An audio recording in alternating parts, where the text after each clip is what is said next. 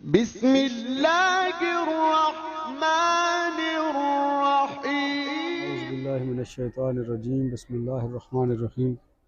صلاۃ اللہ سلام اللہ علیکہ یا رسول اللہ، صلاۃ اللہ سلام اللہ علیکہ یا حبیب اللہ، صلاۃ اللہ سلام اللہ علیکہ یا نور اللہ وعلی آلکہ و اصحابکہ یا محمد رسول اللہ۔ آج کا ہمارا جو ٹاپک ہے وہ موضوع پہ مسح کرنے کے متعلق ہے۔ موزے چمڑے کے بنے ہوتے ہیں، جیسے ہم جراب استعمال کرتے ہیں سردیوں میں جرابیں، تو یہ بھی ایک قسم کی جراب ہی ہوتی ہے، لیکن یہ چمڑے کی بنی ہوتی ہے۔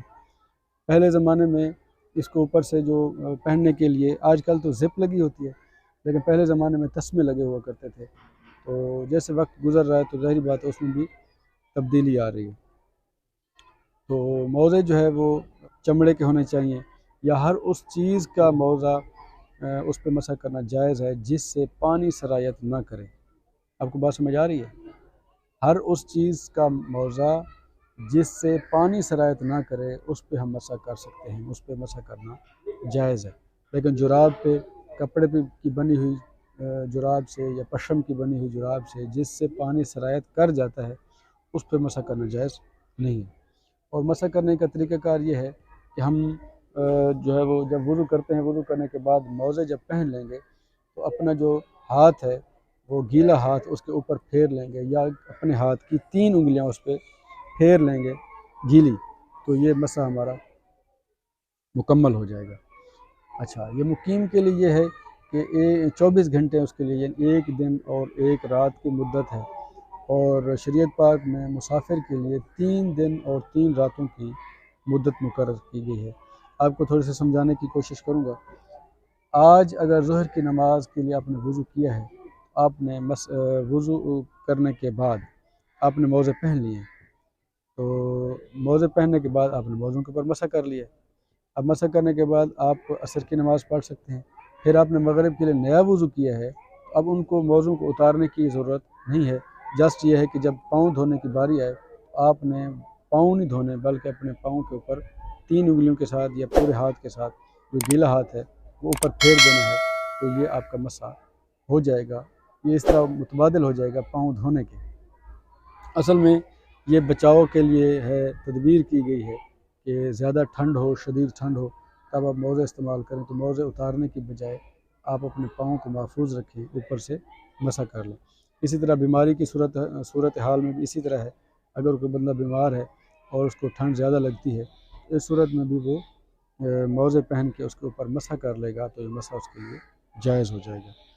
اچھا، اگر موزے پھٹے ہوئے ہیں تو پھٹے ہوئے کی مقدار یہ ہے کہ 3 انگلیوں کے برابر اگر پھٹا ہوا ہے تو اس کی دوبارہ سلائی کرا لیں، یا اس کو تبدیل کر دیں، نیا پہن لیں۔ اگر اس سے زیادہ ہوگا تو پھر اس پہ مسح جائز نہیں ہوگا۔ اسی طرح اگر آپ نے جناب موزہ آپ کے پاؤں سے اتر گیا ہے، آپ کی ایڑی بھی ظاہر ہو گئی ہے، اس صورت میں آپ کا جو مسح ہے وہ ٹوٹ چکا ہے، دوبارہ آپ کو مسح کرنا پڑے گا۔ اگر آپ کا جو ہے وہ موزہ بار بار نیچے ہو جاتا ہے، ڈھیلا ہے، مطلب فکس نہیں ایک جگہ پہ، اس صورت میں بھی اگر وہ اس سے آدھا پاؤں ظاہر ہو جاتا ہے نیچے، تو پھر یہ ہے کہ دوبارہ مسح کرنا پڑے گا۔ لیکن اگر اس طرح نہیں ہے تو پھر آپ کے لیے وہ دوبارہ مسح کرنے کی یا دوبارہ وضو کرنے کی ضرورت نہیں ہے، آپ کے لیے وہ کافی شافی ہو جائے گا۔ اچھا، کچھ ایسی چیزیں ہیں جن پہ ہم مسح نہیں کر سکتے، مثال کے طور پہ دستار ہے، جیسے میں نے پگڑی پہنی ہوئی ہے، اس کے اوپر بھی مسح نہیں کر سکتے۔ اسی طرح کوئی عورت ہے اپنے برقعے کے اوپر جو ہے وہ مسح نہیں کر سکتی۔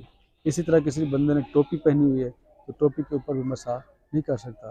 اسی طرح کسی نے جرابیں پہنی ہوئی، چاہے کسی بھی قسم کی ہوں، تو چمڑے کے علاوہ، اس پہ بھی وہ مسح جائز نہیں ہے۔ مطلب یہ ہے کہ میں نے آپ کو پہلے سمجھانے کی کوشش کی ہے، ہر وہ چیز جس کے اندر سے پانی سرایت کر جائے اس کے اوپر سے مسح کرنا جائز نہیں ہے۔ اچھا، لیکن اگر آپ کوئی بندہ زخمی ہے، زخمی حالت میں اس نے پٹی کرائی ہوئی ہے، تو پٹی جو ہے وہ چونکہ اگر اس کے پٹی کھولنے سے یا اس جگہ کو دھونے سے، زخم کو دھونے سے زخم کے بڑھ جانے کا خدشہ ہے، اس صورت میں پٹی کے اوپر سے مسح کیا جا سکتا ہے، اس سے نماز ہو جائے گی۔ لیکن اگر پٹی چھوٹی ہے، زخم چھوٹا ہے، معمولی ہے، اس صورت میں یہ ہے کہ آپ کو اس کے خراب ہونے کا بھی خدشہ نہیں ہے، تو پھر آپ پٹی کو اتار کے وضو کریں اور اپنے جسم کو دھو لیں تو وہ زیادہ بہتر ہے۔ عزیزو دوستو بزرگوں، حیض کے متعلق آج ایک سوال ہمارے پاس آیا ہے۔ وہ فرماتے ہیں کہ حیض کے متعلق آپ ہمیں ان ڈیٹیل سمجھانے کی کوشش کریں۔ ویسے میں نے کوشش تو کی تھی پچھلی ویڈیو میں آپ کو سمجھ آ جائے، لیکن مزید بھی آپ کو سمجھانے کی کوشش کرتے ہیں۔ حیض اس خون کو کہتے ہیں جو عورت کو ماہانہ روٹین میں آتا ہے، جس کو مینسز بھی کہتے ہیں، ماہواری بھی کہتے ہیں۔ یہ بلوغت سے لے کے بلوغت سے شروع ہوتا ہے اور عورت کے بڑھاپے تک یہ جاری رہتا ہے۔ قدرت کی طرف سے ایک نظام ہے اللہ پاک کا، اور جو عورت حاملہ ہو جاتی ہے پھر اس کا جو ہے وہ حیض کا جو خون ہے وہ رک جاتا ہے۔ لیکن جو حیض کی مدت ہے وہ کم از کم 3 دن ہے، اور جو زیادہ سے زیادہ 10 دن ہے۔ اگر 3 دن سے کم ہو تو اس کو استحاضہ کہتے ہیں، وہ حیض نہیں ہوتا، مینسز نہیں ہوتا، اس کا نام کچھ اور ہوتا ہے۔ اور اسی طرح اگر 10 دن سے زیادہ ہے تو اس صورت میں وہ حیض نہیں ہوگا، بلکہ وہ ایک بیماری ہے، اس کا علاج کرنا ضروری ہے۔ اس صورت میں کہتے ہیں جی آپ اگر آپ کی جو مینسز کی روٹین ہے، مثال کے طور پہ ایک عورت کی 3 دن ہے یا 4 دن ہے یا 6 دن ہے یا 8 دن ہے یا 7 دن ہے، جیسے ہی اس کی مدت ختم ہو تو لیکن بلیڈنگ جاری ہے، اس کو چاہیے کہ 10 دن مکمل کرے۔ 10 دن کے بعد بھی بلیڈنگ جاری ہے، اس صورت میں یہ ہے کہ وہ غسل کرے۔ غسل کرنے کے بعد ہر نماز کے لیے نیا وضو کرے گی اور نیا پیڈ یا کپڑا استعمال کرے گی، اور پھر جو ہے وہ نماز ادا کر لے گی۔ اب وہ اس کو علاج کی ضرورت ہے، اس کے مینسز کے جو پیریڈ ہے، جو ٹائم ہے، وہ گزر چکا ہے۔ تقریباً آپ کو میری بات سمجھ آ چکی ہے۔ اللہ تعالیٰ آپ کو اور مجھے عمل کرنے کی توفیق عطا فرمائے۔ اس کے متعلق اگر آپ کی کوئی اچھی رائے ہو یا کوئی سوال پوچھنا ہو تو آپ بلا جھجک پوچھ سکتے ہیں، ہم انشاءاللہ آپ کی خدمت میں حاضر ہوں گے۔